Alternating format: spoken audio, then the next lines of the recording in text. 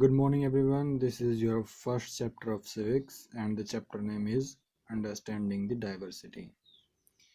So, in the first part, we have covered these points: diversity, what different, generation, and what a person writes. So, now today we will discuss about the culture assimilation.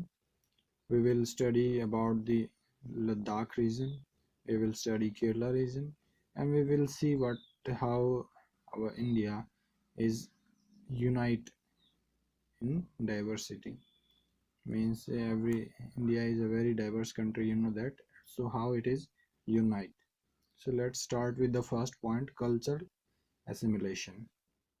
Now let's discuss about the cultural assimilation. Assimilations means मिलना, इसका मतलब होता है मिलना, जब हम अलग culture से एक दूसरे से मिलते हैं, तो दिस इज कल्चरल एसिमिलेशन. तो ये है या नहीं, इट इज यस और नो.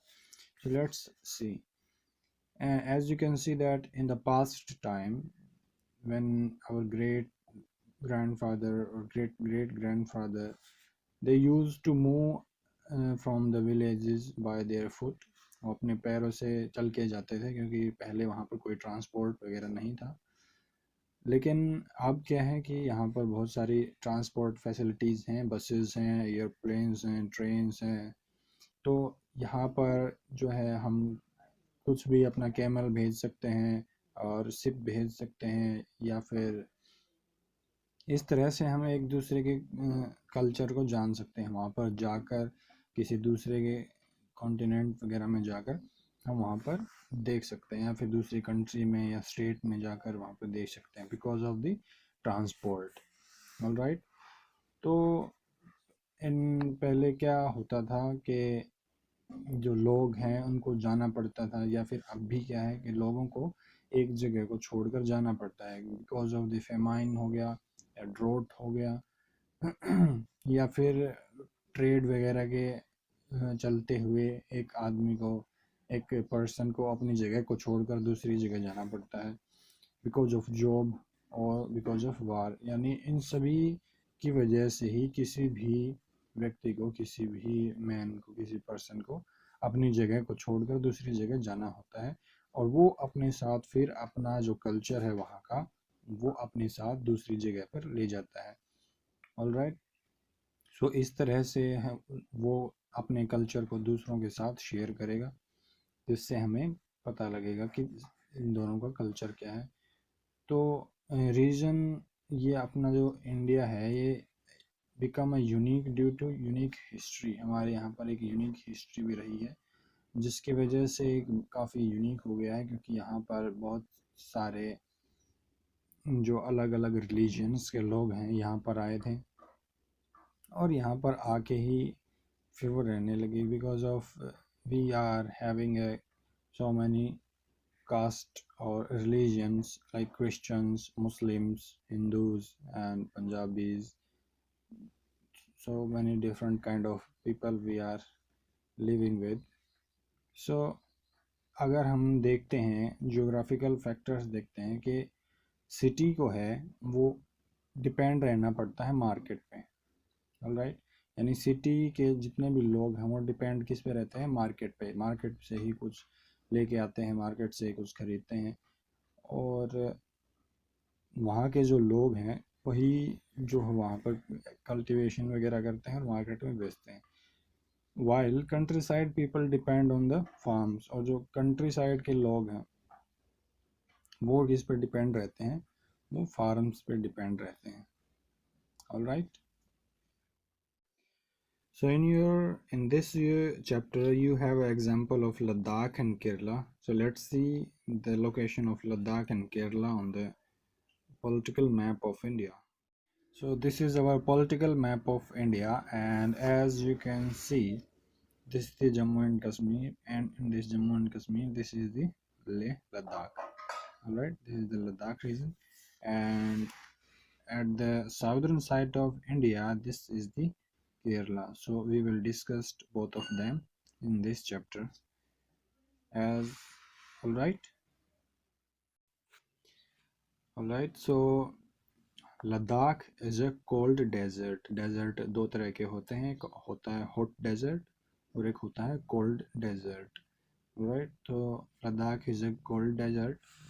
यहाँ पर जो पानी आता है वो बेसिकली मेल्ट होके आता है, यानी आइस है, और आइस जब मेल्ट होती है तब वो रिवर के थ्रू पानी बन के यहाँ पर आती है। तो इस तरह से इनकी पानी की कमी की पूर्ति होती है। सो यहाँ पर जो एनिमल्स हैं वो बेसिकली सिप है, और जिसको पश्मीना वूल बोलते हैं। इसी से ये मीट और मिल्क दोनों लेते हैं, ऑलराइट। सो यहाँ पर जो दूसरे जो एनिमल्स हैं, गोट्स, काउज, जोज, ये एक तरह की याक है, काउज, ऑलराइट। सो ये यहाँ का कल्चरल हम पढ़ रहे हैं कि किस तरह की कल्चरल एक्टिविटीज़ और यहाँ पर होती हैं।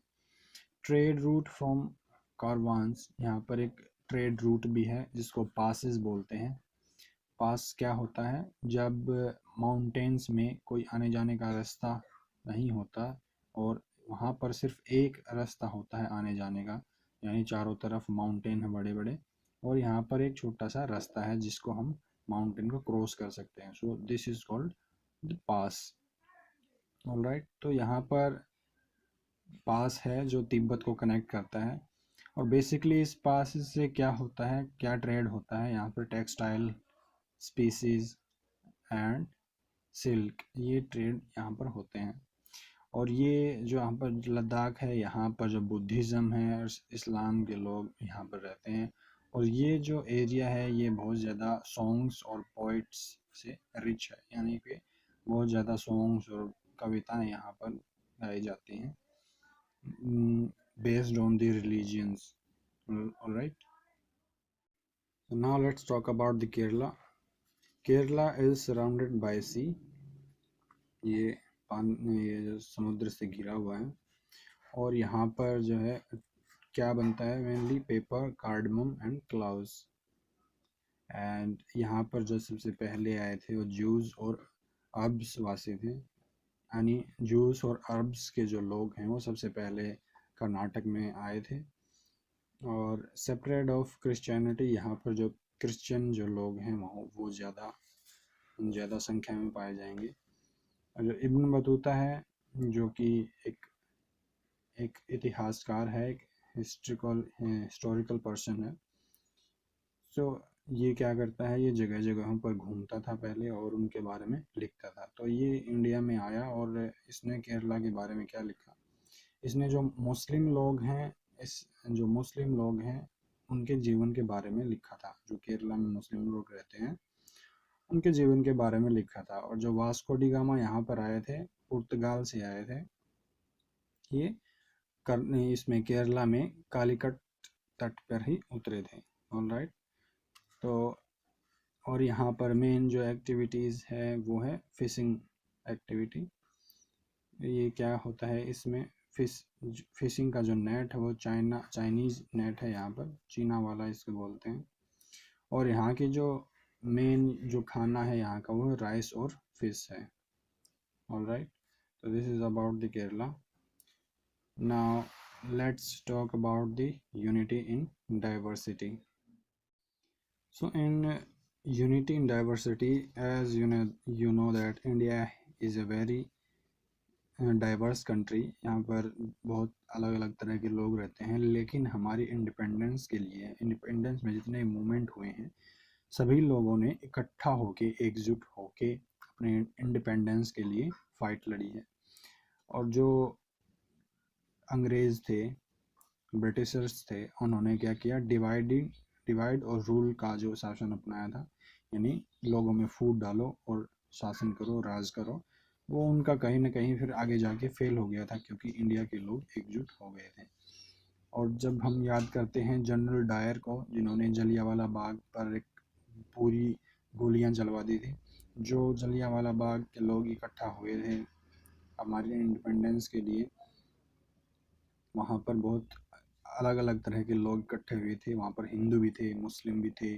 वहाँ पर ना तो कोई रिच लोगों को देखा गया, ना पुअर लोगों को देखा गया, ऑलराइट। सभी लोग यानी इकट्ठे थे और इकट्ठों को मरवा दिया जनरल डायर ने। जो हमारा सॉन्ग है यानी नेशनल एंथम है, जहाँ पर रविंद्रनाथ टैगोर ने लिखा है, उसमें भी कहीं ना कहीं यूनिटी दिखाई गई है। जैसे कि हमारा जो पूरा नेशनल एंथम है वो हमारे और पूरे इंडिया को ही डिस्क्राइब करता है, इंडिया के बारे में ही बताता है। जैसे कि पंजाब, सिंध, गुजरात, मराठा, द्रविड़ यानी कि ये southern part of India, Dravid, Utkal यानी कि उड़ीसा, बंग यानी कि बंगाल, यानी कि ये पूरे जैसे कि पहला पार्ट था इंडिया का जब डिवाइड नहीं हुआ था, पूरे पंजाब के बारे में बात कर रहा है।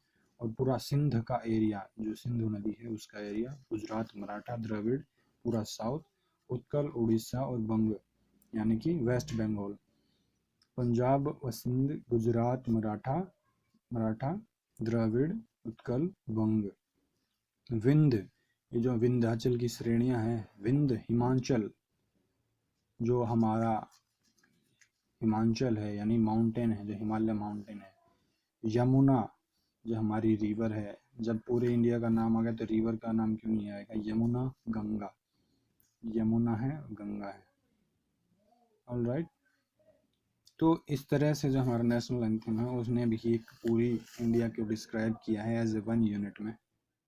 अब हमारे जो फर्स्ट पीएम थे पंडित जवाहरलाल नेहरू, उन्होंने इस यूनिटी ऑफ डाइवर्सिटी के बारे में ये जो है वर्ड निकाला था, ये फ्रेज दिया था, यूनिटी इन डाइवर्सिटी। क्योंकि पीएम जो हमारे थे सबसे पहले पंडित जवाहरलाल नेहरू, उन्होंने देखा था कि वो किस तरह की कंट्री में रह रहे हैं।